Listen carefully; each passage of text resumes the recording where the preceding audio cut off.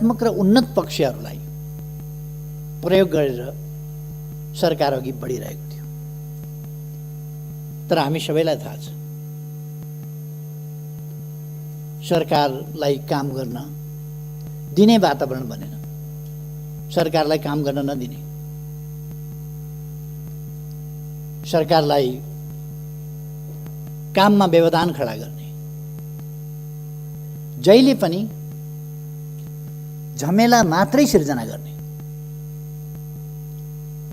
केही व्यक्तिका व्यक्तिगत आकांक्षाहरू, महत्त्वाकांक्षाहरू र पदलोलुपता जस्ता कुराहरूले राष्ट्रिय राजनीतिलाई नै प्रदूषित गर्न खोज्ने,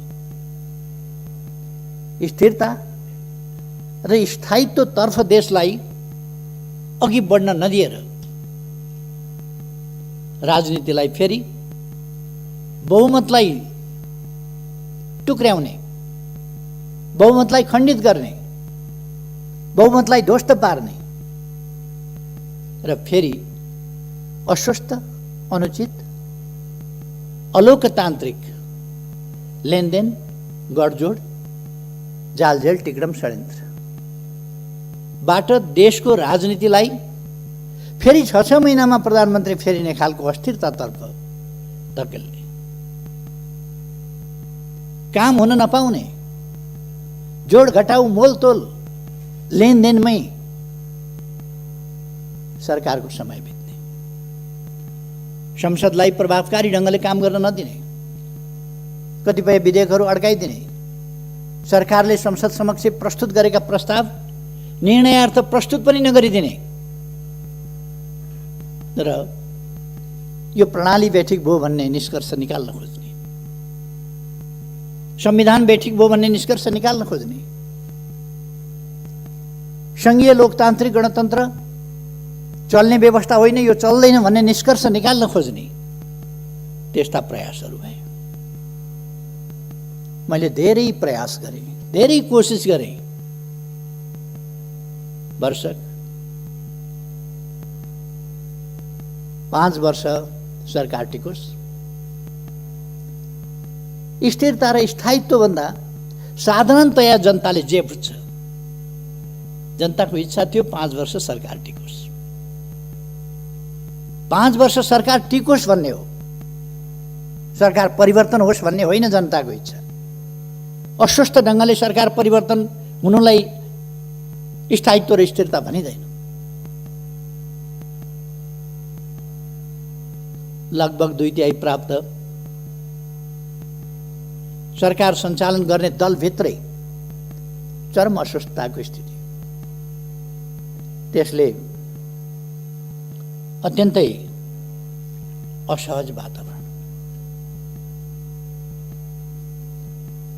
मैले अस्ति केही आँकडाहरू निकालेँ, मलाई आफैलाई अचम्म लाग्यो। गएको वैशाख 13 गतेदेखि अस्ति पुष 4 गतेसम्मका बैठक हेर्दा गुटका बैठक, पार्टी विरुद्ध पार्टीलाई कमजोर पार्ने, गुटमा विभाजित गर्ने त्यस्ता बैठकहरू मात्रै एउटै नेताको घरमा 280 वटा बैठक, वैशाख 13 गतेदेखि पुष 4 गतेसम्म 280 वटा बैठक बसेका रहेछन्। 35 वटा बैठक अन्यत्र बसेका रहेछन्। 2 जना 3 जनाका गुटगत भेटघाट आदिको गिन्ती नगरौँ, त्यस प्रकार भएका थिए र देशलाई अस्थिरतामा लान प्रयासहरू भए। त्यस्तो गर्नु किन परेको थियो? त्यसका पछाडि कुनै जेन्युन कुनै कारण छ? हामीले यस सरकारले विकास निर्माणका कामहरूलाई तीव्रताका साथ अगाडि बढाएको थियो। मैले भन्ने गरेको छु, अघिल्लो पल्ट शिलान्यास गरेर छोडेको रानी पोखरी शिलान्यास गरेको इटा ढुङ्गामा लेउ लागिसकेका थियो, धुलोले पुरिने अवस्थामा थियो, केही पनि काम भएको थिएन, सिनको भाँचिएको थिएन त्यहाँ। अहिले यस अवधिमा हामीले रानी पोखरी तयार गरेर त्यसको उद्घाटन पनि गर्यौँ। 7 लाख घरहरू, भूकम्पबाट क्षतिग्रस्त घरहरू 7 लाख घरहरू निर्माण गरेर जनतामा वितरण गरियो। विभिन्न ऐतिहासिक, सांस्कृतिक सम्पदाहरू, धरोहरहरूको पुनर्निर्माण भयो र लगभग ठुलो प्रतिशतमा निर्माणको काम सम्पन्न भएको छ। केही ढिलो हुने कामहरू खोप्न पर्ने, उस्तै सामग्री तयार गर्नुपर्ने, कालीगढहरूको अभाव, तिनलाई तालिम दिनुपर्ने जस्ता कुराहरूले गर्दा केही ढिलो हुनु बेग्लै कुरा हो। नत्र काम तीव्र गतिका साथ अगाडि बढेको छ र त्यो साथीहरूले अनुमान गर्नुभएको छ, देख्नु भएको छ। अनुमान भन्दा पनि तपाईँहरूले अनुभव गर्नुभएको छ, त्यो देख्नु भएको छ। तसर्थ काम भएनन् भन्ने होइन, धरहराको निर्माण सम्पन्न हुने बिन्दुतिर पुगिराखेको छ, साथीहरूले देख्नुभएको छ। काठमाडौँको बाटाहरू, काठमाडौँ सहरको ब्युटिफिकेसन, सौन्दर्यीकरणदेखि लिएर अरू कामहरू देख्नुभएको छ। यस बीचमा यो सरकार बन्नभन्दा अगाडि तराईमा कहीँ पनि ढलको व्यवस्था थिएन। अहिले 100 किलोमिटर ढलको व्यवस्था गरिएको छ र तराईका सहरहरू सफा राख्ने काम भएको छ। विराटनगर, जनकपुर, अनेक सहरहरूमा ढलको कामहरू विस्तार भएको छ। गएको आर्थिक वर्षमा मात्रै लगभग 6000 हेक्टर जमिनमा थप सिँचाइको प्रबन्ध भएको छ। विद्युतीकरण 92% भन्दा बढी विद्युतीकरण भएको छ विभिन्न ढङ्गले। सडकहरू गएको एक आर्थिक वर्षको कुरा गर्ने हो भने कोभिडले 4 महिना, अन्तिमका 4 महिनाहरू कोभिडले बर्बाद गर्यो, तैपनि 979 किलोमिटर सडक कालोपत्र गएको वर्ष मात्रै भएको छ। जम्मा 4500 भन्दा बढी किलोमिटर कालोपत्र भएको छ। डबल लेन, 4 लेन र 6 लेनका बाटाहरू, काफी कामहरू भएका छन्। कृषिको आधुनिकीकरणको सम्बन्धमा, व्यावसायिकीकरणको सम्बन्धमा कामहरू भएका छन्। त्यसलाई कार्यान्वयन गर्नका लागि विभिन्न देशहरूसँग हामीले सम्झौताहरू गरेका छौँ। त्यसको आधुनिकीकरण, कृषिको आधुनिकीकरणको सम्बन्धमा अहिले केही दिन अगाडि मात्रै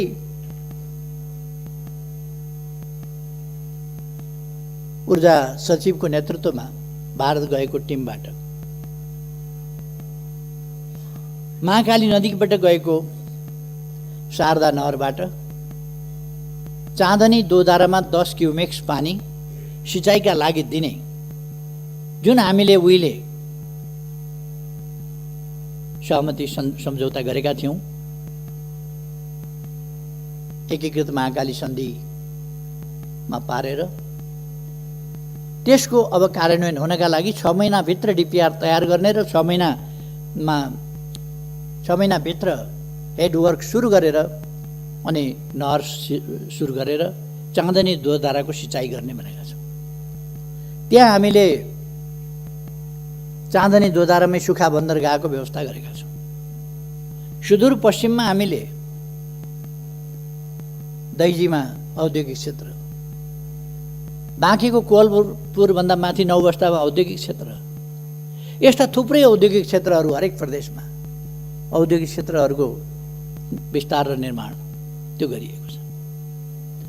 यी कुरा सबैलाई थाहा छ। शिक्षाको क्षेत्रमा, स्वास्थ्यका क्षेत्रमा कति प्रगति भएको छ भन्ने कुरा सबै साथीहरूलाई थाहा छ। अहिले भर्ना दर कति पुगेको छ यो पनि साथीहरूलाई थाहा छ। अहिले ड्रप आउट, विद्यालयबाट बाहिरिनेको सङ्ख्या कसरी घटेको छ त्यो पनि थाहा छ। छात्रा र छात्राहरूको अनुपात बराबरीको स्थितिमा पुगेको छ। यो साधारण सामाजिक जागरणको क्षेत्रमा, उत्थानको क्षेत्रमा, जेन्डर इक्वालिटीको सन्दर्भमा वा सामाजिक न्यायको सन्दर्भमा, सामाजिक समानताको सन्दर्भमा यो सानो उपलब्धि होइन। पिछडिएका क्षेत्रहरू, पिछडिएका जाति समुदायका बालबालिकाहरूको पढाइ, यसमा के परिवर्तन आएको छ र त्यस सम्बन्धमा सरकारले के गरेको छ भन्ने कुरा सबैलाई थाहा छ। देख्न सबैले देखेको छ, देखेर पनि नदेखे चाहिँ गर्नु, वा देखियो भने छोप्नु, छोप्न सकिएन भने देखिन्छ भनेर अर्कोतिर मुन्टो फर्काएर हिँड्नु बेग्लै कुरा हो, अनि केही पनि गरेन भन्नु बेग्लै कुरा हो। तर कामहरू भएका छन्, असाधारण ढङ्गले काम भएको छ, ऐतिहासिक ढङ्गले काम भएको छ, द्रुततर गतिमा काम भएको छ। यसरी काम नेपालमा यसभन्दा अगाडि कहिले पनि भएको थिएन। तथ्यहरूले बताउँछ, आँकडाहरूले बताउँछ, त्यसरी काम भएको छ। मैले अघि भने चाँदनी दोधाराको सिँचाइ, त्यसको हामीले बन्दोबस्त गरेका छौँ। अरू पञ्चेश्वर परियोजना कार्यान्वयनका लागि आम रूपमा सहमति भएको छ। अब एउटा मात्रै मुद्दामा छलफल भइरहेको छ, त्यो लोअर शारदा। लोअर शारदामा अगाडिदेखि भारतले बाँध बाँधेर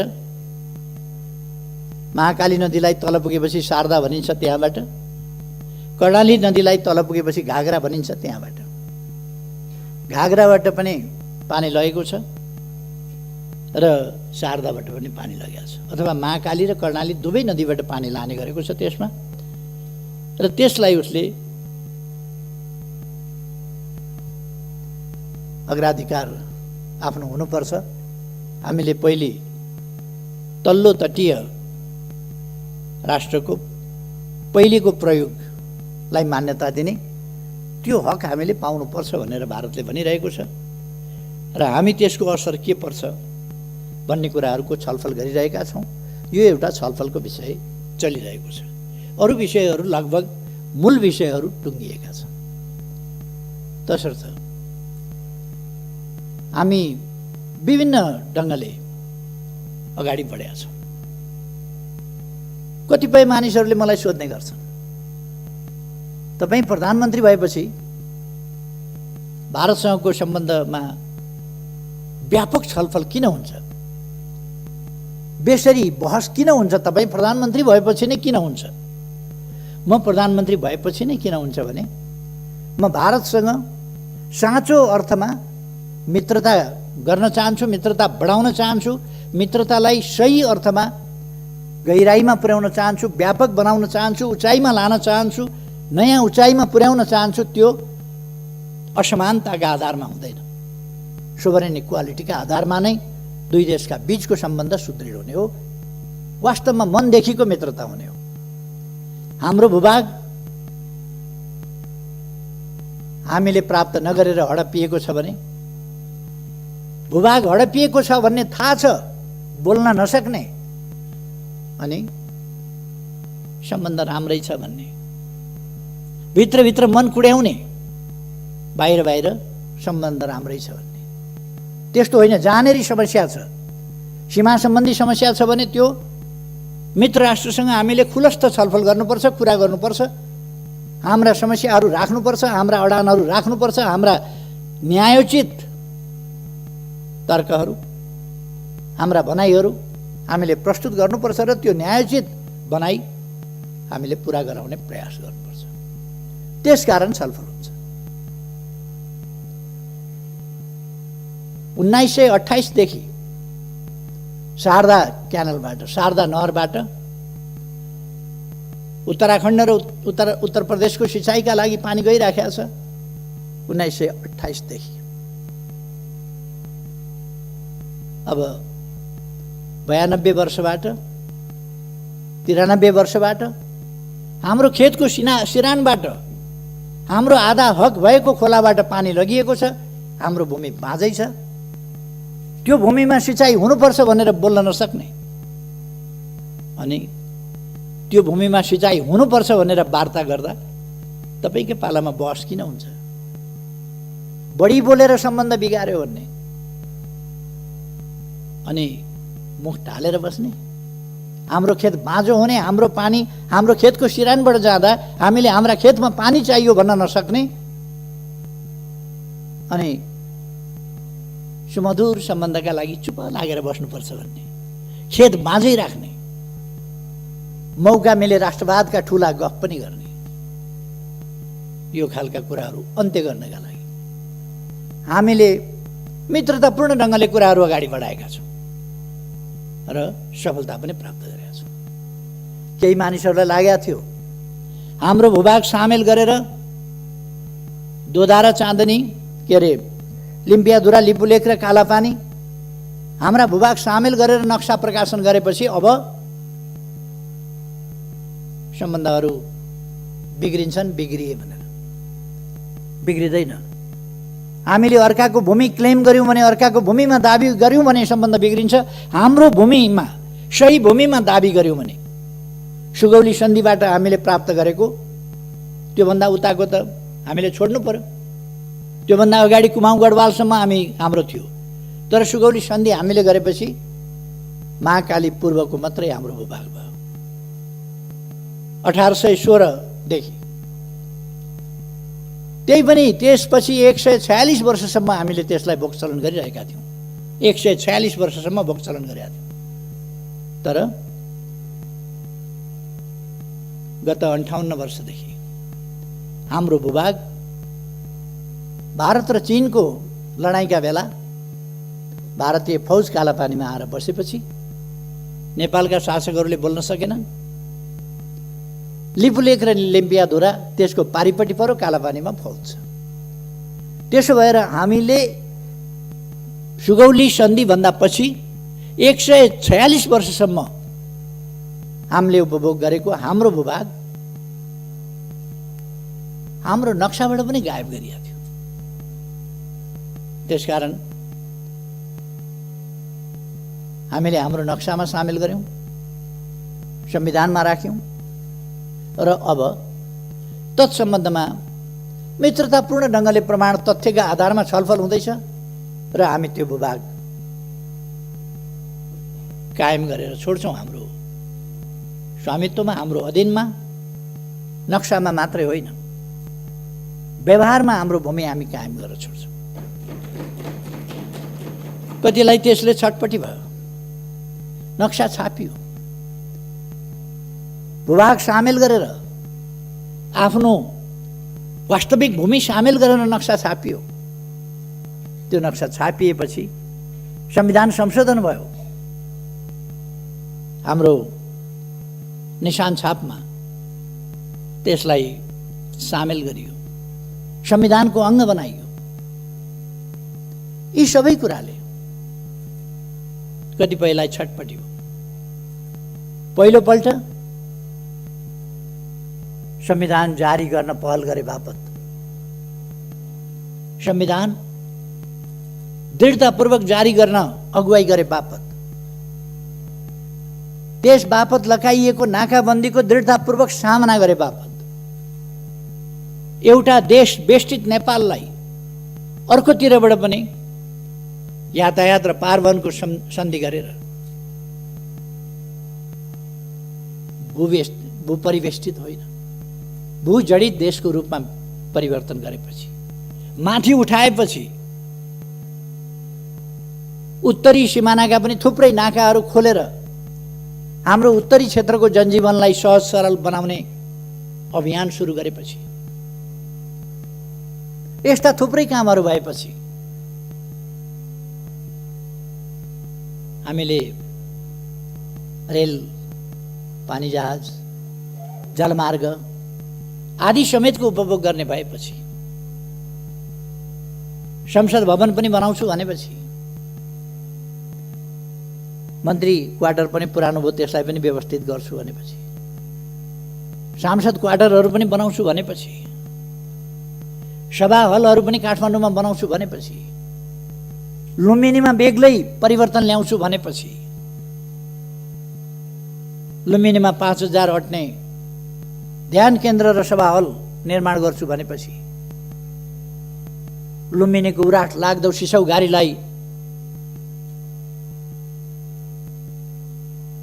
एउटा बगैँचाको रूपमा परिणत गर्छु बुद्ध भूमिको रूपमा भनेपछि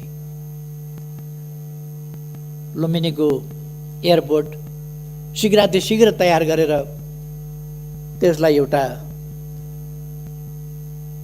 बुद्ध मार्गीहरूको बुद्ध धर्मावलम्बीहरूको र अरूको समेत पर्यटकहरूको एउटा महत्त्वपूर्ण आगमन स्थलको रूपमा विकास गरेपछि राजमार्गबाट सदरमुकाम र सीमासम्म 6 लेनका बाटाहरू कहीँ 4 लेनका बाटाहरू निर्माण गर्ने भनेपछि शहरीकरणको अभियानलाई तीव्र गतिका साथ अगाडि बढाएपछि जनताका सुविधाका निम्ति अनेक कामहरू गरेपछि आत्तिएर त्यस बेला पनि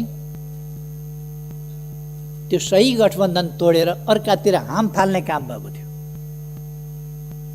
र त्यो सरकार ढाल्न पर्ने कारण कसैले बताओस् त्यो सरकार ढाल्न पर्ने उचित कारण के थियो कारण सही नसक्नु भएको विकास निर्माणले गर्दा देशले छलाङ मारेकोले गर्दा भन्दा क्रमभङ्ग त भएको थियो नि छलाङ त मारेको थियो नि तर त्यसले महाविपत्तितिर देशलाई लगेको थिएन त्यसकारण आपद पर्यो र त्यो सरकार ढालिएको थियो यसपल्ट पनि विकास निर्माणका कामहरू तीव्रताका साथ हुँदैछन् तातोपानी बाटो बन्दैछ केरुङतिर अब टनेलबाट पनि जाने टनेल मार्गको पनि सर्वे भइरहेको छ टनेल मार्गबाट पनि हामी केरुङ जान्छौँ र 1 घण्टाभित्र अब चिनिया बोर्डरमा जान्छौँ कुनै पनि समयमा आवागमन अवरुद्ध नहुने किमाथाङ्गाको बाटो हामी तयार गर्दैछौँ ओलाङसुङ गोलाको बाटो हामी तयार गर्दैछौँ महाकाली करिडरको बाटो हामी तयारी गर्दैछौँ महाकालीको पुल तपाईँहरूले हेर्नुभएको होला निर्माण भइसक्न लागेको छ आधाभन्दा बढी निर्माण भइसकेको छ स्ल्याबहरू हाल्ने सबै अलिकति केही कामहरू बाँकी छ त्यो पनि तयार हुन लागेको छ झोलुङ्गे पुलले विस्थापित गर्ने तुइनहरूलाई टायरबाट तर्न पर्ने दुःखद स्थितिको अन्त्य गर्ने तुइनबाट तर्न पर्ने महाकालीको स्थितिलाई अन्त्य गर्नका लागि त्यहाँ पुलहरू बनेका छन् अनि छटपटी हो के भनेर आलोचना गर्ने होला के भनेर होच्याउने होला उपलब्धिहरूलाई के भनेर ओझ्यालमा पार्ने होला भिजनलाई के भनेर ओझ्यालमा पार्ने होला यसै काममा केही मानिसहरू लागे ईर्ष्या र डाले अनि स्थिरता स्थायित्व हुन नदिनका लागि निर्वाचनबाट आएको प्रधानमन्त्रीलाई बीचमा षड्यन्त्र गरेर प्रधानमन्त्री हट्नुपर्छ कि हट्नुपर्छ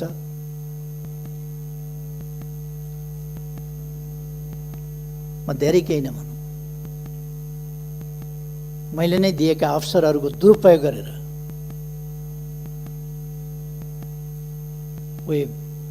सिंह बनाइदियो सिंहले आफैलाई झम्टिने स्थिति त्यो सिर्जना गर्ने त्यस प्रकारको अवस्था बन्यो वास्तविक स्थिरता के हो वास्तविक स्थायित्व के हो कथम कदाचित सरकार बन्न सकेन भने संविधानले स्थिरता 5 वर्षमा चुनाव गर्नेलाई मात्रै भनेको छैन संविधानले सरकार बन्न सकेन भने तत्काल चुनावमा जाने व्यवस्था गरेको छ संविधानको धारा 76 को साथले तत्काल चुनावमा जाने व्यवस्था गरेको छ सरकार बनेन भने बहुमत कसैको आएन भने 2 वा 2 भन्दा बढी दलहरू मिलेर सरकार बनेन भने अनि प्रमुख पार्टीले सरकार बनाउन सकेन वा विश्वासको मत प्राप्त गर्न सकेन भने अथवा कुनै व्यक्तिले भरपर्दो ढङ्गले आधार लिएर गएर राष्ट्रपति कहाँबाट प्रधानमन्त्रीत्व लिएर आयो भने पनि 1 महिनामा विश्वासको मत प्राप्त गर्न सकेन भने उनले प्रधानमन्त्रीले अल्पमतको मात्रै होइन अल्पमतकोले पनि एउटा इन्डिभिजुअल प्रधानमन्त्रीले पनि पार्टी बिनाको पनि हुन सक्छ एउटा व्यक्ति सांसदले दलको नेताले होइन व्यक्ति सांसदले पनि यदि विश्वासको मत प्राप्त गर्न सकेन भने उसको सिफारिसमा राष्ट्रपतिद्वारा संसद विघटन हुन्छ र नयाँ प्रतिनिधि सभा निर्वाचनका लागि मिति तोकिन्छ, नयाँ मिति तोकिन्छ। संविधानको धारा 76 को साथ। त्यसकारण चुनाव हुनु अस्थिरता होइन, अस्थिरता संविधान कार्यान्वयन सही ढङ्गले हुनु नहुनु हो। संवैधानिक बाटोबाट जाँदाखेरि अस्थिरता बनिँदैन। अस्थिरता त्यति बेला हुन्छ बाह्य शक्तिको इशारामा, बाह्य शक्तिको स्वार्थमा जब देशका शक्तिहरू गोटी बन्न थाल्छन् र राष्ट्रिय राजनीतिलाई अस्थिरतातर्फ धकेल्न थाल्छन्, अस्वस्थतातर्फ धकेल्न थाल्छन्, विकास निर्माणका काममा व्यवधान पुर्याउन थाल्छन् र निर्वाचित प्रधानमन्त्रीलाई काम गर्न नदिने, अप्ठ्यारो पार्ने स्थितिमा जान थाल्छन् र त्यस्तो स्थितिमा निरीह हुनुपर्ने स्थिति आउँछ। परिवर्तन उनीहरूले गर्न सक्छन्। हो, त्यस्तो स्थिति स्थायित्वको स्थिति होइन, स्थिरताको स्थिति होइन। अहिले स्थिरताको स्थिति हो, कसैले पनि प्रधानमन्त्री हटाउन सकेन, चाहेर पनि हटाउन सकेन। यो स्थिरताको स्थिति हो, स्थायित्वको स्थिति हो। कसैले चाहेर पनि फेरबदल गर्न सकेन। यो स्थिरता र स्थायित्वको स्थिति हो। कतिको भनाइ हुन सक्छ केपी ओलीले सडकको अध्यक्ष फलानालाई छोडिदिएको भएदेखि भइहाल्थ्यो भनेर। किन छोडिदिने त्यो थाहा छैन। किन छोड्ने, कसलाई छोड्ने? यो दान हो र कमण्डलु थाप्ने बित्तिकै लौ भन्न दिने? यो मोहर सिक्का हो प्रधानमन्त्रीको जिम्मेवारी भनेको। यो जनताले सुम्पिएको अभिभारा हो जो जुनसुकैलाई, जस्तोसुकैलाई, जुनसुकै विधिबाट सुम्पन सकिँदैन। त्यसकारण मैले बडो भारी मनका साथ 5 वर्ष राम्रै चलाउन पाएको भए हुन्थ्यो, तर अस्वस्थ गतिविधिका साथ कोही अध्यक्ष छोड भनेको छ, कोही के भनेको छ, प्रायोजित अनेक लगानीका सञ्चार माध्यमहरू प्रयोग गरेका छ। केही त्यस्तै खालका बुद्धिजीवीहरूको एउटा झुन्डलाई प्रयोग गरेका छ र देशमा अस्थिरता फिजाउने प्रयास, साझा प्रयास ती भइरहेको छ।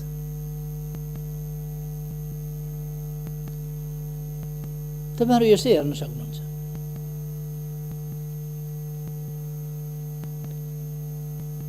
सञ्चार माध्यमहरुमा हेर्न सक्नुहुन्छ। विशाल सभाहरुको फोटो उसले छाप्दैन। एउटा अखबारले विशाल जनसभाको फोटो छाप्दैन। अनि सरकार विरोधी केही जमात यसो देखियो भने त्यो जमातको चाहिँ हाइलाइट गरेर फोटो छाप्छ। सबै देखिएको छ नि।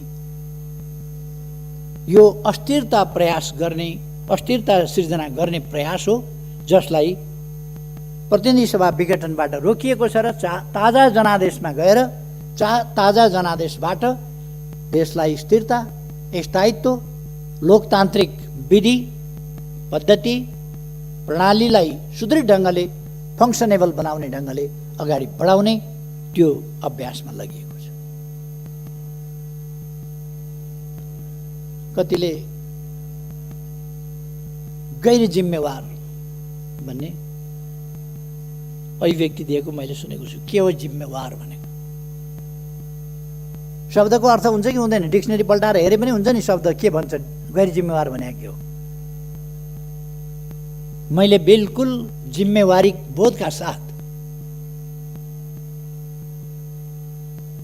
यो लोकतन्त्र ल्याउन नेपाली जनताले जति बलिदान गरेको छ, जति हण्डर ठोक्कर खाएको छ, जति पसिना बगाएको छ, जति यातना सहेको छ, जति क्षति बेहोरेको छ, त्यो सबै बलिदान र क्षतिहरूको हिसाब गरेर, देखेर, हेरेर त्यसका उपलब्धिहरूको रक्षा गर्नुपर्छ। त्यसका उपलब्धिहरूलाई खेर जान दिनु हुँदैन। केही पद लोलुप मान्छेहरूका आत्मकेन्द्रित स्वार्थी क्रियाकलापहरूलाई हावी हुन दिएर देशमा लोकतन्त्रलाई डिरेल गर्न दिनु हुँदैन, सही बाटोबाट सही मार्गबाट अन्यत्र जान दिनु हुँदैन भनेर नै प्रतिनिधि सभा विघटन गर्नु पर्यो। गैर जिम्मेवार कसरी हो? के हो गैर जिम्मेवार भने? बिल्कुल जिम्मेवारी का साथ, कर्तव्य बोध का साथ यो काम गरियो। निर्वाचनमा जाउँ, कतिपयले भने केपी ओलीको लोकप्रियताको ग्राफ जिरोमा झर्यो। जिरोमा झरेछ कि माइनसमा गएछ कि प्लसमा गएछ? निर्वाचनमा हेरौँ न। अब गफ फिट्ने दिन गए, अब गफ फिटेर हुँदैन। अब मैदानमा मैले कतिपय ठाउँमा बोल्दाखेरि भन्ने गरेको छु, यो रेस्लिङ खेल्दाखेरि त्यो रेस्लरहरू कहिले कहिले खुब आफ्नो फुर्ती देखाउँछ।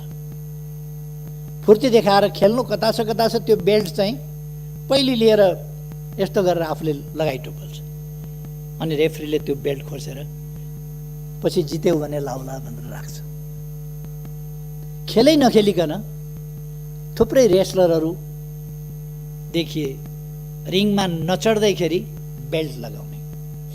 अब मैदान घोषणा गरिएको छ, रिङ तयार भएको छ, रिङमा आउनुहोस्, त्यहाँ जितेर अनि लगाउनुहोस् न रेस्लिङको बेल्ट। खुट्टा किन कामेको? निर्वाचन भन्ने बित्तिकै सातो किन गएको? जनताका बीचमा जाने भन्ने बित्तिकै, ताजा जनादेश लिने भन्ने बित्तिकै अन्त कहीँ जाने भनेको त होइन नि। अरू कुनै प्रभुका चरणमा जाने भनेको त होइन नि। जनताका शरणमा जाने भनेको, जनताका बीचमा जाने भनेको, नेपाली जनताको अभिमत लिने भनेको। केपी ओलीले गल्ती गरेको रहेछ भने नेपाली जनताले त्यसको दण्ड देला। नेपाली जनताका बीचमा गएर केपी ओलीलाई दण्ड दिन अपिल गर्नुहोस् न। तपाईँहरू जानुहोस्, जसलाई चित्त बुझिया छ। तपाईँहरूलाई जनताले ती जवाफ दिएर पठाउनेछ। हामी अन्तर्राष्ट्रिय सम्बन्धको क्षेत्रमा पनि सफलतापूर्वक अगाडि बढिरहेका छौँ। हाम्रा दुई छिमेकी मित्र राष्ट्रहरूसँगको हाम्रो सम्बन्ध गहिरो, सबल र सुदृढ बनाएका छौँ। हामीले नयाँ उचाइमा पुर्याएका छौँ। हामीले उपलब्धिका साथ उचाइमा पुर्याएका छौँ। हामीले र हाम्रा मैत्रीपूर्ण संवादहरू अगाडि बढिरहेका छन्। समस्या समाधानको दिशामा अगाडि बढिरहेका छन्। उपलब्धिका साथ अगाडि बढिरहेका छन् र हामी कहीँ कतै समस्याहरू देखा परे भने तिनको संवादबाट, वार्ताको माध्यमबाट समाधान गरिरहेका छौँ। अनि कुरा लगाएर हुँदैन, काम गरेर हुन्छ। कुरा फिटेर हुँदैन, काम काटेर हुन्छ। अब त्यसकारण म कुरा फिट्ने मित्रहरूलाई भन्न चाहन्छु, काममा तुलना गरौँ। कुनै पनि समयका कुनै पनि सरकार, कसैको पनि नेतृत्वको सरकार भन्दा, कुनै पनि अवधिको भन्दा यति बेलाका कामहरूको तीव्रता। अहिले कोभिड-19 छ, फेरि पनि हामीले कोभिड-19लाई अहिले पनि हामी सोशल डिस्टेन्स मेन्टेन गरेर बसिरहेका छौँ। कोभिड-19लाई हामीले जनतामा जागरण फैलाएर, चेतना फैलाएर, सामाजिक दूरी कायम गर्न आग्रह गरेर, हात धुन अनिवार्य, हात धुन आह्वान गरेर, मास्क लगाउन आग्रह गरेर र विभिन्न जडीबुटी जन्य कुराहरूको प्रयोग गर्न, तातो पानीले घाँटी नाक मुख सफा गर्न सिकाएर कोभिडको सामना गरिरहेका छौँ। र कोभिड एकपल्ट वात्तै बढेको देखिए पनि फेरि कोभिड कम हुँदै गएको छ। हामी अब भ्याक्सिन ल्याउने तयारीमा छौँ। छिटै भ्याक्सिन ल्याउँछौँ र भ्याक्सिन ल्याइसकेपछि कोभिडको ठुलो समस्या रहँदैन। कोभिडको समस्या हामी समाधान गर्छौँ। मैले कोभिड सुरु हुने बित्तिकै भने सबभन्दा महत्त्वपूर्ण यस सरकारलाई नेपाली जनताको ज्यान छ। नेपाली जनताको जीवन सबभन्दा महत्त्वपूर्ण कुरा हो। सबभन्दा महत्त्वपूर्ण जीवन सुरक्षा पहिलो कुरा हो, पहिलो कर्तव्य हो सरकारको। हामी त्यसै गरी काम गर्छौँ र हामीले त्यस मूल मन्त्रलाई नै ध्यानमा राखेर जनताको जीवन रक्षा, निःशुल्क स्वास्थ्य उपचार, भविष्यका लागि हामीले के गरेका छौँ त्यो साथीहरूले देख्नुभएको छ, सुन्नुभएको छ, थाहा पाउनुभएको छ। एकै दिन हामीले 396 अस्पतालहरू शिलान्यास गर्ने कार्यक्रम राखेका थियौँ, तर विभिन्न कारणले अर्को दिन गर्नु पर्यो, केही ठाउँहरूमा तयारी नपुगेर 309 स्थानमा एकै दिन 309 स्थानमा हामीले शिलान्यास गऱ्यौँ अस्पतालहरू। नेपालको इतिहासमा यस्तो रेकर्ड खोज्नुहुन्छ? एक दिनमा होइन, वर्ष दिनमा 309 अस्पताल शिलान्यास भएको कुनै वर्ष देखाउनुहुन्छ? तर अहिलेको सरकार एकै दिनमा 309 अस्पताल शिलान्यास गर्छ। एक वर्षमा कसैले गरेको थियो? अनि यी कुराहरू त गर्न भएन। अनि जनताले नबुझ्ने, जनताका सरकार नभएका विधि पद्धति के बुझ्ने जनताले? पद्धति न पद्धति लाउन हुन्छ न पद्धति खाना हुन्छ। बिचरा जनतालाई सुनाइदिएछ विधि पद्धति। रोजगारीका कुरा गरौँ, गरिबी हटाउने कुरा गरौँ, खानाका कुरा गरौँ, वस्त्रका कुरा गरौँ, आवासका कुरा गरौँ, छोराछोरी पढाउने कुरा गरौँ, बिरामी हुँदा उपचार गराउने कुरा गरौँ, जनताका अधिकारका कुरा गरौँ, समानताका कुरा गरौँ, हिमाल पहाड तराई सबै क्षेत्रको उत्थानका कुरा गरौँ, पूर्व पश्चिम मेची महाकाली सबै ठाउँको उत्थानका कुरा गरौँ, सबै जातिका सबै भाषा बोल्ने, सबै आस्था विश्वासका जनता, सबै पेशा व्यवसायका जनताको उत्थानको कुरा गरौँ।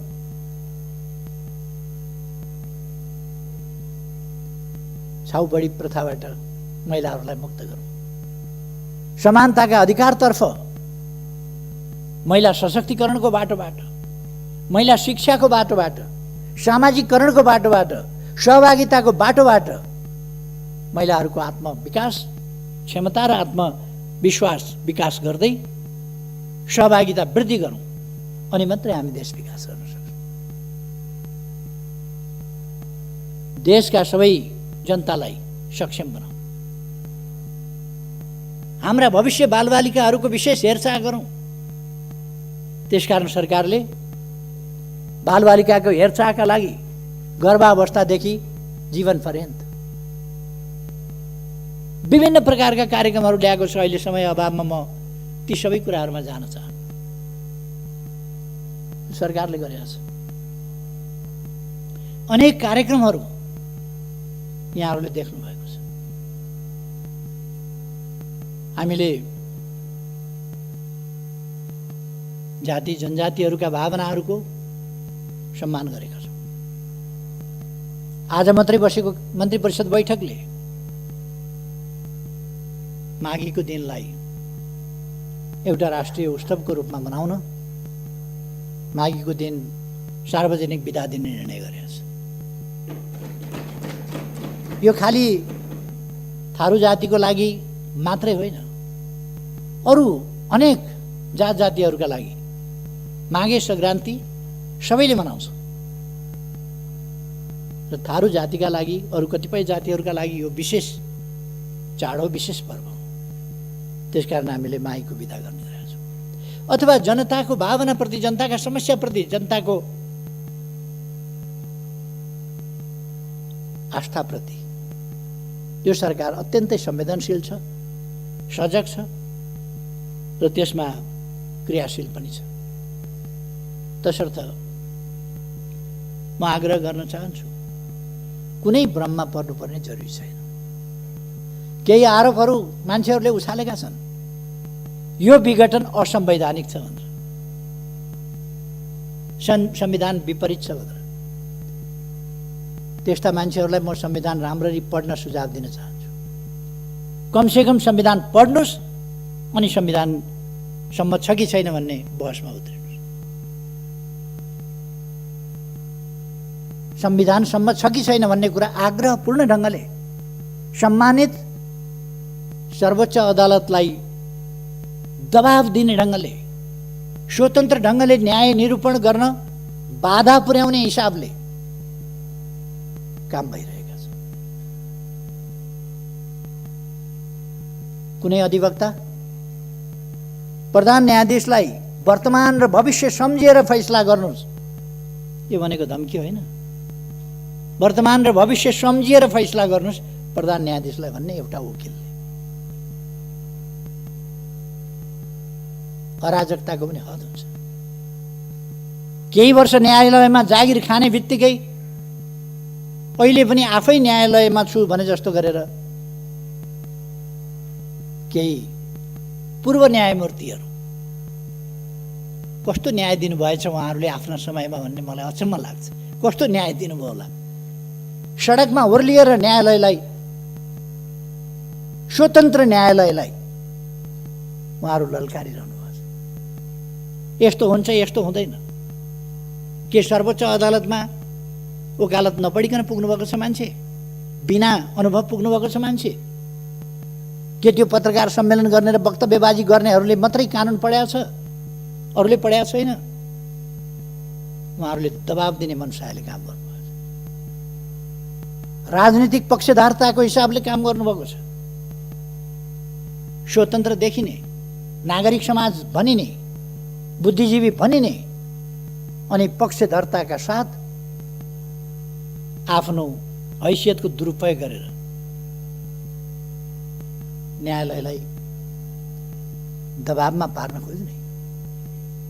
म भन्न चाहन्छु, न्यायालयले दबाबमा पर्न हुँदैन। सरकार र मैले नेतृत्व गरेको पार्टी नेकपा,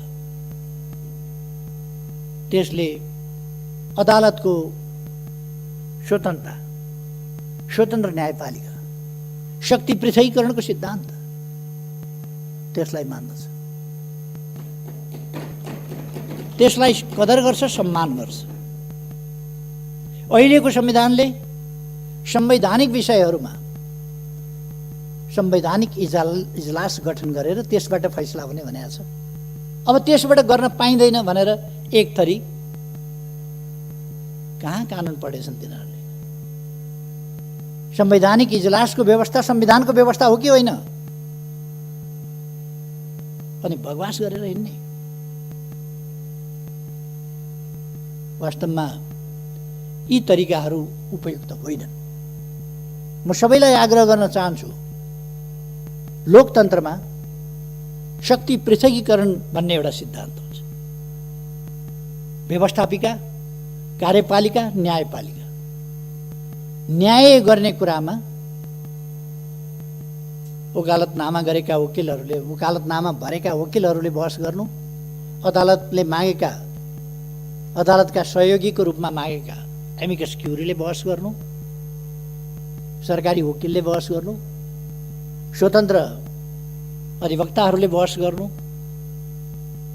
एउटा कुरा हुन्छ। न्याय गर्ने कुरामा त्योभन्दा पृथक ढङ्गले अदालतलाई दबाब दिने खालका गरेका वकिलहरूले, वकालतनामा भरेका वकिलहरूले अझ अदालतले सडकबाट फैसला गर्ने, अदालतका सहयोगीको रूपमा मागेका, प्रतिनिधि सभा विघटन भयो मुद्दा हाल्न जाने, सरकारी विघटन भएको छैन हामी प्रतिनिधि सभा बस्छौँ स्वतन्त्र पनि भन्दै गर्ने, अधिवक्ताहरूले बहस सडकमा जान्छौँ पनि भन्दै गर्ने, अदालत जान्छौँ पनि भन्दै गर्ने कुरामा त्योभन्दा पृथक ढङ्गले अदालतलाई दबाब। किन यस्तो परिस्थिति आयो होला?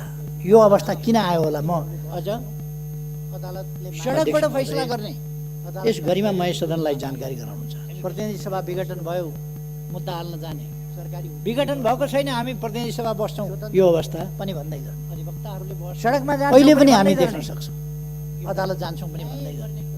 यद्यपि यो एउटा पार्टी विशेषको, रुलिङ पार्टी विशेषको आन्तरिक मामला हो, तर यो अवस्था सामान्य कुरा होइन। एउटा रुलिङ पार्टीभित्रको, बहुमत प्राप्त पार्टीभित्रको समस्या। गरिमा मय सदनलाई जानकारी गराउनु। चुनाव घोषणा गरेपछि त चुनावको सामना गर्नका लागि सिंगै पार्टी एकजुट भएर जानुपर्ने होइन र?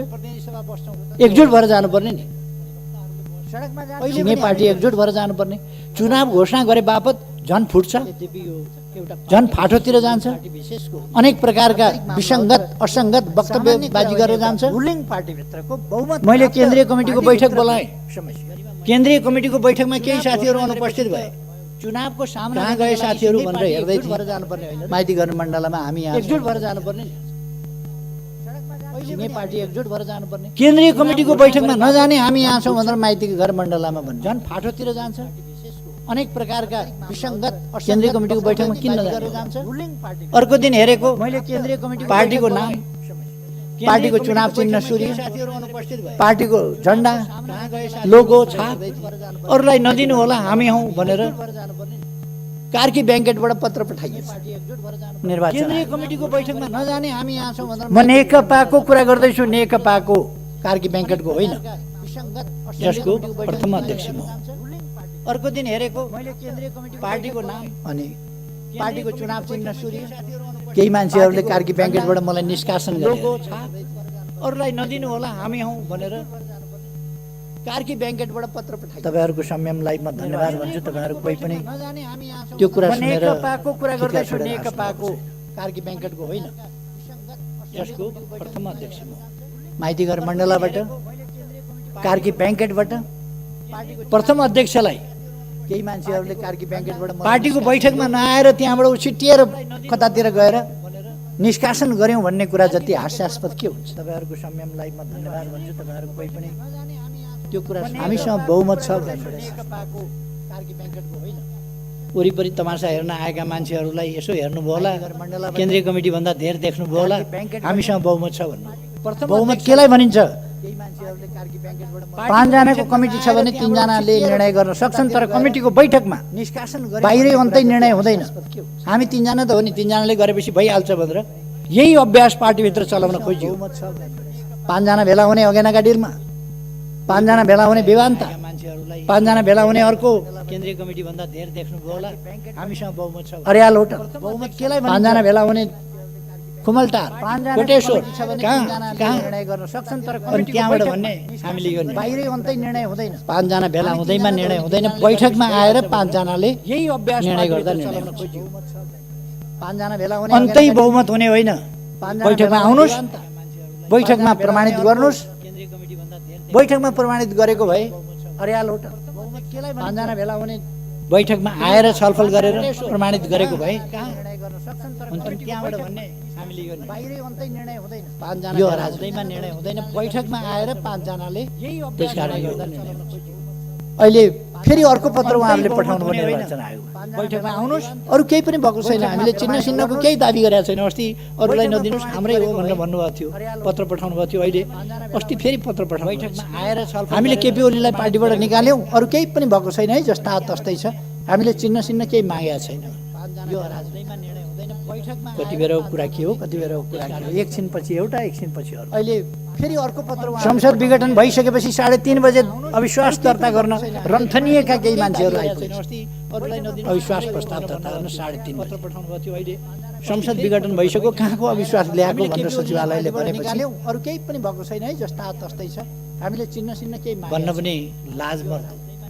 हाम्रो सभामुखले घुँडामा राखेर एकछिनपछि एउटा एकछिनपछि 10:40मै म कहाँ ल्याएका थिएँ यो निवेदन। संसद विघटन भइसकेपछि 3:30 बजे अविश्वास दर्ता गर्न रन्थनिएका केही मान्छे संसदीय प्रणालीले अविश्वास प्रस्ताव प्रणालीकै हुर्मत लिने खालको यो लज्जाबोध हुने कुरा भइसक्यो। कहाँको अविश्वास एउटा स्पिकरले दुःखका साथ भन्नुपर्छ। यस्तो झुटो प्रमाणीकरण गर्नुहुन्छ भन्न पनि लाज पर्छ। हाम्रो सभामुखले घुँडामा आइन्दा यस्ता गल्तीहरूबाट जोगिनुपर्छ। 10:40मै यस्ता गल्ती सच्याउनुपर्छ। यस्तो गल्तीहरू सचिवालयले प्रणालीले यस कुरालाई स्पष्ट पार्नका निम्ति सचिवालयमा 3:30 बजे मात्रै यो प्रस्ताव ल्याइएको हो भनेर वक्तव्य जारी गर्नुपर्छ। यस्तो झुटो प्रमाणीकरण गर्न लज्जाको कुरो होइन। कुनै पनि संसदीय प्रणालीमा यस्तो खालको चाहिँ जोगिनुपर्छ। जाल जेलमा लोकतन्त्र हुने होइन, फस्टाउने होइन, टिक्ने होइन। लोकतन्त्र भनेको जाल जेलको प्रणाली होइन। यस कुरालाई स्पष्ट पार्न धोकाको प्रणाली होइन। लोकतन्त्र भनेको पारदर्शिता स्वच्छताको प्रणाली हो भनेर वक्तव्य जारी गर्नुपर्छ। यस्तो झुटो प्रमाणीकरण लज्जाको कुरो होइन। अब कुनै पनि संसदीय प्रणालीमा यस्तो संसद पुनर्स्थापना हुन्छ कि भन्ने जाल जेलमा लोकतन्त्र हुने होइन, फस्टाउने होइन, टिक्ने 64% लगभग लोकतन्त्र भनेको जाल जेलको प्रतिनिधित्व गर्ने सर्वसम्मत दलको नेता प्रधानमन्त्रीको हैसियतमा मैले यदि यही प्रतिनिधि सभा यसै गरी सञ्चालन गरिरहने हो भने यो सरकारले काम गर्ने वातावरण पनि नपाउने भयो र गतिसाथ देशको हितमा, जनताको हितमा विकास निर्माणका कामहरू अगाडि बढाउने काममा पनि गति लिन सक्ने सर्वसम्मत। त्यसकारण राष्ट्रको समय प्रधानमन्त्रीको हैसियतमा बर्बाद हुन यदि यही झन्डै 2/3 बहुमत सहितको प्रधानमन्त्रीले विघटनको सिफारिस गरेर विघटन भइसकेपछि अब विकल्प कहाँने? 64% मसँग छ, त्यसको सर्वसम्मत दलको नेता म हुँ। जतिपल्ट घुमाए पनि जतिपल्ट घुमे पनि त्यही 36% बाँकी रहन्छ होइन र? 36%, 51% कहिले हुन्छ र बहुमत सहितको अनि विकल्प छ। यथार्थ विघटन भइसकेपछि अब मनगढन्ती विकल्पले हुँदैन। यथार्थ विकल्प संसदको विकल्प बनावट त्यसको सर्वसम्मत दलको नेता म हुँ। परिषदको सर्वसम्मत दलको नेता म हो र यस हैसियतमा प्रधानमन्त्री हो र मैले पनि त्यही 36% चलाउन सकिने र विघटन गर्ने 36% अर्को विकल्प छ। 51% कहिले हुन्छ र अब विघटन भइसकेपछि हामी मिलेर चलाउँथ्यौँ भनेर अनेक थरी तत्त्वहरू निस्किनु। यहाँ त बहुमत प्राप्त दलले नै अरू अप्सन छैनन्। त्यसभन्दा पछिका संविधानको धारा 76 को 1 अनुसारको यो सरकार हो।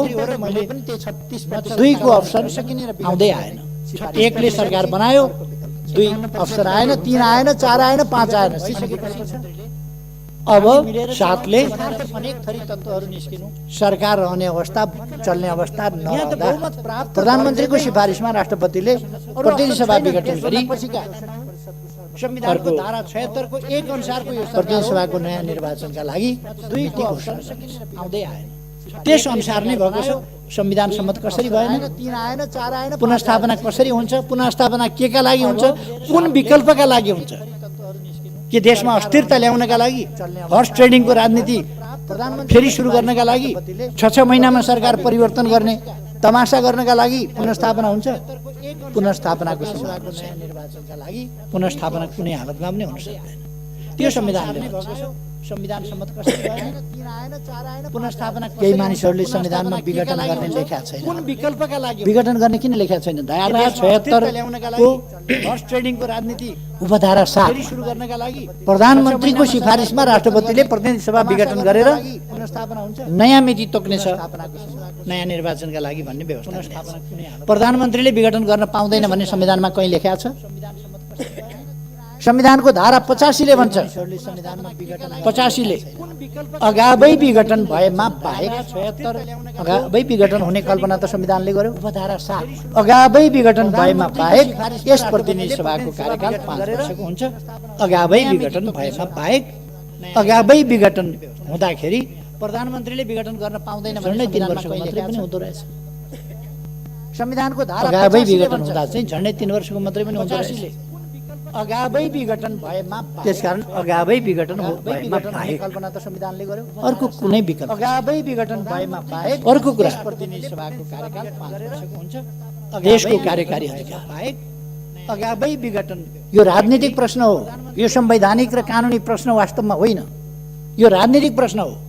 देश कसरी चल्छ, कसरी चलाउनु पर्छ, यो राजनीतिक प्रश्न हो। र यस राजनीतिक प्रश्नलाई कानुनी प्रश्नको रूपमा, संवैधानिक प्रश्नको रूपमा अदालतले इन्टरटेन गरिरहनु भन्दा यसलाई केही भनिरहनु नपर्ने भनेर बर्खास्त गर्नुपर्छ, खारिज गरिदिनुपर्छ। किनभने यो पोलिटिकल डिसिजन हो। यो पोलिटिकल डिसिजनले पोलिटिक्सलाई संविधान सम्मत ढङ्गले लोकतान्त्रिक प्रणालीको राजनीति अन्तर्गत अभ्यासमा अगाडि जान दिनुपर्दछ। त्यसकारण यो त्यसै गरी जान्छ। यो पोलिटिकल डिसिजन हो। यो आवश्यकताको सिद्धान्त अनुसार हो। यो प्रधानमन्त्रीले संविधानका विभिन्न ठाउँमा लेखेको छ। प्रिएम्बलदेखि विभिन्न धाराहरूमा लेखिएको छ कार्यकारी अधिकार मन्त्री परिषदमा रहनेछ र त्यसको प्रतिनिधित्व प्रधानमन्त्रीले गर्छ। मन्त्री परिषदको निर्णय र सिफारिस प्रधानमन्त्री मार्फत, यद्यपि मन्त्री परिषदको सिफारिस चाहिन्थ्यो कि चाहिँदैन थियो, तर मन्त्री परिषदको सिफारिस सहित सर्वसम्मत सिफारिस सहित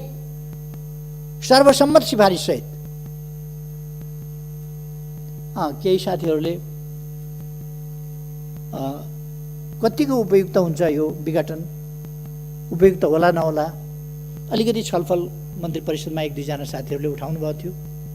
मैले त्यसलाई स्पष्ट पारेपछि साथीहरू सन्तुष्ट हुनुभएको थियो र सर्वसम्मतिले विघटन भएको थियो, सिफारिस भएको थियो।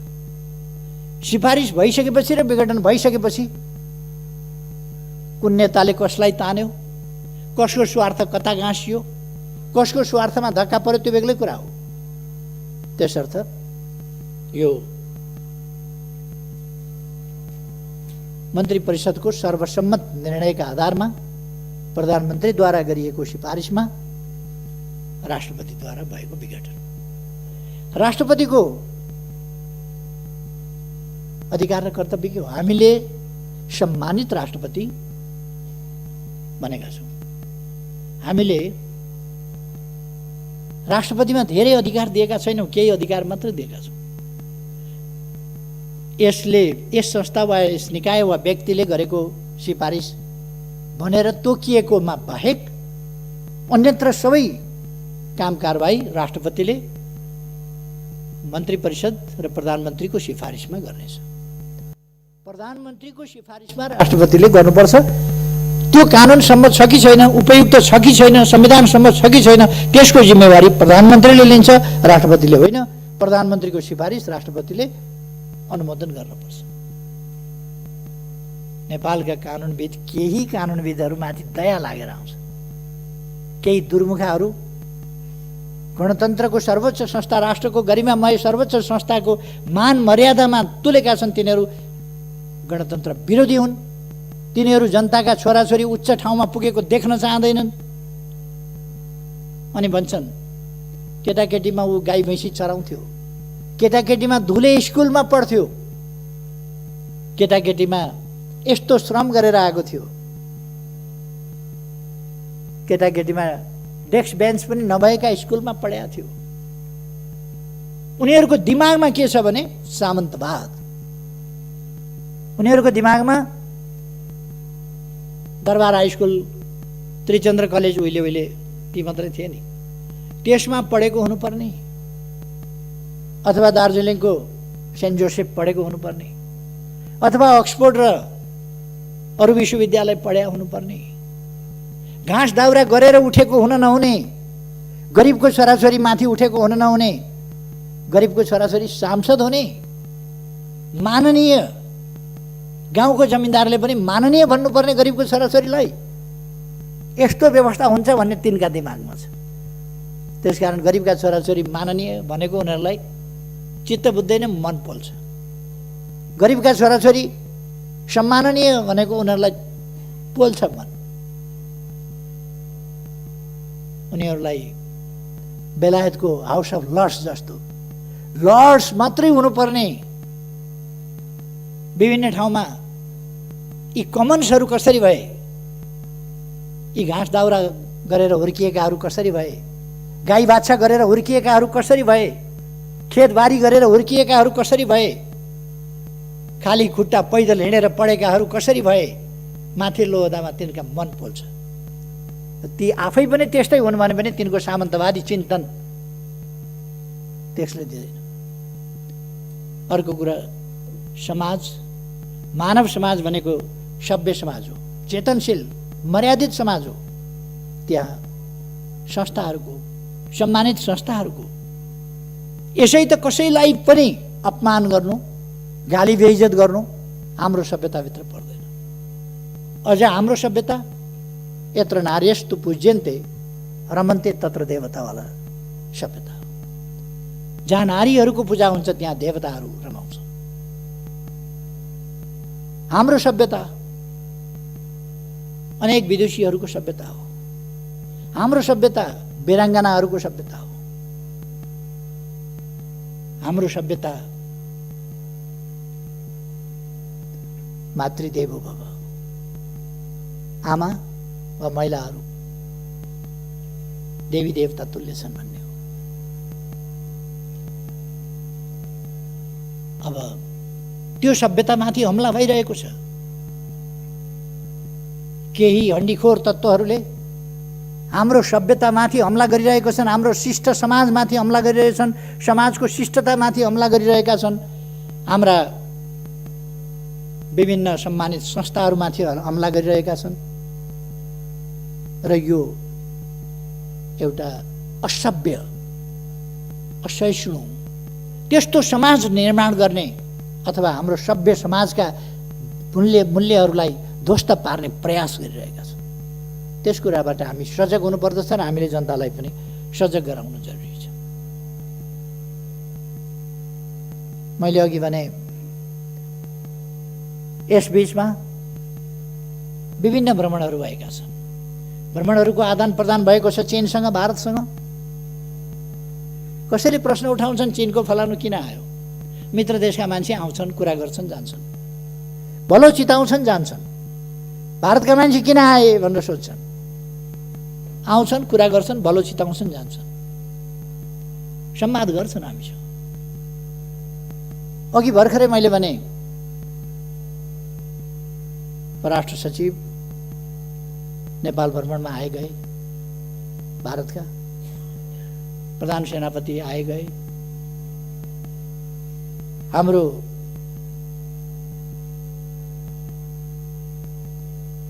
तर्फबाट पनि त्यस्तै आदान प्रदानहरू भए। भर्खरै केही दिन अगाडिको मात्रै कुरा गरेँ। अघि मैले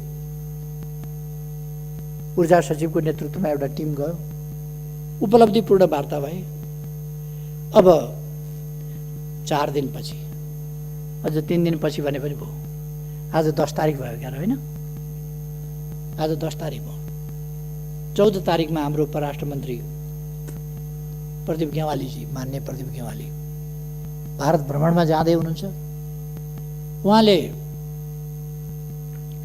हामीले हाम्रो भूभाग समेत सामेल गरेर छापेको नक्सा अथवा नक्सामा छापिएको भूभाग समेतका विषयहरू, विभिन्न विषयहरूमा छलफल गर्नुहुनेछ र हाम्रो भारतसँगको सम्बन्धलाई अझ व्यवहारिक रूपमा सफलतापूर्वक अगाडि बढाउन योगदान गर्नुहुनेछ।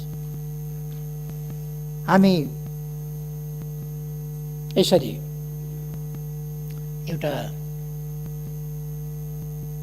सफलतापूर्वक अगाडि बढिरहेको समयमा छौँ। अब निर्वाचनमा देश गइसकेका छ। म सम्माननीय अध्यक्षज्यू मार्फत सबैमा आग्रह गर्न चाहन्छु, देशवासीमा आग्रह गर्न चाहन्छु, कुनै भ्रममा, अन्योलमा, अलमलमा पर्ने आवश्यकता छैन।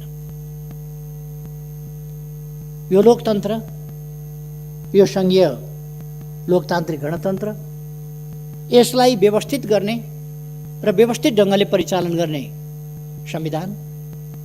संविधानलाई व्यवहारमा उतार्ने, कार्यान्वयन गर्ने हाम्रा प्रयास र अभ्यासहरू, तदनुसारका कानुनहरू र त्यस अनुसारका अभ्यासहरू, लोकतन्त्रका अभ्यासहरू अनुसार हामी अगाडि बढिरहेका छौँ।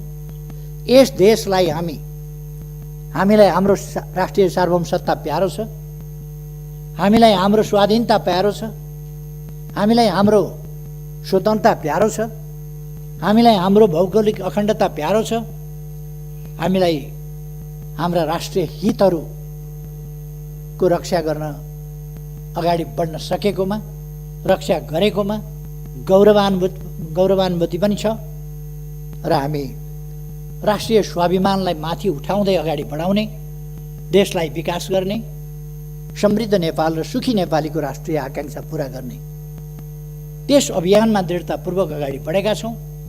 यो अभियान एउटा दल विशेषको मात्रै अभियान होइन, सरकारको मात्रै अभियान होइन। यो अभियान सरकार र सबै नागरिक समाज, सम्पूर्ण राजनीतिक दलहरू, सबै सङ्घ संस्था सङ्गठनहरू र सिङ्गै समाजको साझा राष्ट्रिय आकाङ्क्षा हो समृद्ध नेपाल, सुखी नेपाल। त्यसका लागि हामीलाई लोकतन्त्रको रक्षा गर्नु छ, सुदृढीकरण गर्नु छ, कार्यान्वयन गर्नु छ व्यावहारिक रूपमा र अगाडि बढ्नु छ। त्यही दिशामा हामी अगाडि बढिरहेका छौँ। यस दिशामा अगाडि बढ्न म सबैमा हार्दिक आग्रह गर्न चाहन्छु। भ्रम फिजाउने शक्तिहरू, अल्मल्याउने शक्तिहरू, नेपाललाई बर्बाद पार्न खोज्ने शक्तिहरू क्रियाशील छन्। तिनका भ्रमबाट मुक्त रहन म सबैमा आग्रह गर्न चाहन्छु। भ्रमबाट मुक्त रहौँ र हामी दृढतापूर्वक हाम्रो देशको स्वाभिमान, स्वाधीनता र स्वाभिमानलाई व्यावहारिक रूपमा कार्यान्वयन गर्दै र माथि उठाउँदै अगाडि बढौँ। अहिले आगामी निर्वाचनले यस सम्बन्धमा एउटा नयाँ टर्निङ पोइन्ट ल्याइनेछ। दलहरूका बीचमा शुद्धिकरण सम्बन्धी यो एउटा गम्भीर झट्का हो। यसै गरेर अहिले जसरी राजनीतिक दलहरू चल्न खोजेका छन् यसरी होइन, शुद्धिकरणका साथ राजनीतिक दलहरू अब चल्नुपर्दछ। राजनीतिक दलभित्र रहेका अस्वस्थता, अवाञ्छित गतिविधि, विचारहीनता, भिजनहीनता, गन्तव्यहीनता, स्वार्थहरूको खेल, स्वार्थहरूको लडाईँ, यसैलाई राजनीति बनाउने र जनतालाई गुमराहमा पार्ने खालका यस्ता प्रयासहरूलाई किनारा गर्नुपर्छ, असफल बनाउनु पर्दछ र शुद्धिकरणका साथ राजनीतिक दलहरू अब नयाँ जोस जाँगरका साथ नयाँ शुद्धिकरण, नयाँ सुदृढीकरण, नयाँ एकता, नयाँ गतिका साथ हामी गन्तव्यतर्फ अगाडि बढ्नुपर्छ। अहिले राष्ट्रले लिएको बाटो यही बाटो हो जो बिल्कुल सही छ। आत्मविश्वासका साथ अगाडि बढ्न म आग्रह गर्न सबैलाई चाहन्छु। र अध्यक्ष महोदय, म यहाँलाई समय दिनुभएकोमा धेरै धेरै धन्यवाद भन्न चाहन्छु र आफ्नो भनाइ टुङ्ग्याउँछु। धन्यवाद।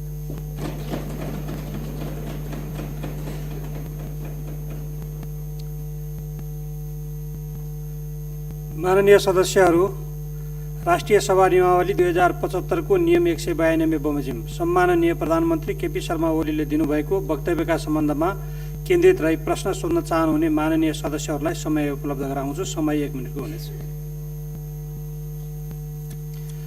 माननीय जितेन्द्र नारायण देव।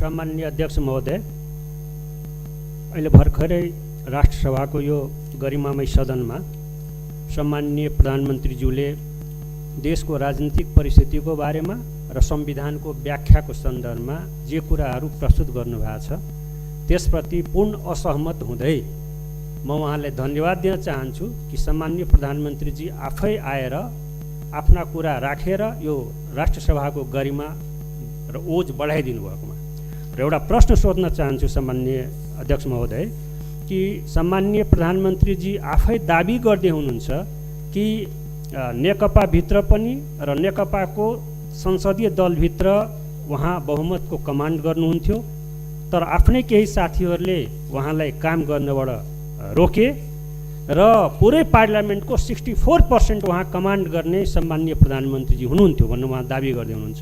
भन्दाखेरि एकातिर पार्टीको प्रथम अध्यक्ष पनि र संसदीय दल। माननीय परिमला कुमारी।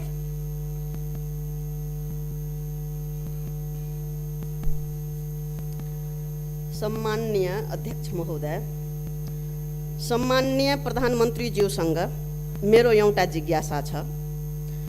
2007 सालको संविधानलाई राणाहरूले तुहाए। 2017 सालमा राजा महेन्द्रले कु गरे, त्यस्तै राजा ज्ञानेन्द्र शाहले लोकतन्त्रको घाँटी निमोठे। ठ्याक्कै त्यही रोड म्याप बमोजिम तपाईले पनि प्रतिनिधि सभा विघटन गरी अहिलेका सम्पूर्ण उपलब्धिहरू नाश हुने गरी गणतन्त्र, संघीयता, समावेशिता र धर्मनिरपेक्षतामाथि तरबार झुन्ड्याउनु भएको छ, जसको प्रतिकार सडक र सदन दुवै ठाउँबाट भइरहेको अवस्था छ। त्यसैले नै यहाँले सदन बन्द गर्न खोज्नु भएको हो। र हामी राष्ट्रसभाका सदस्यहरू सदन बन्द होस्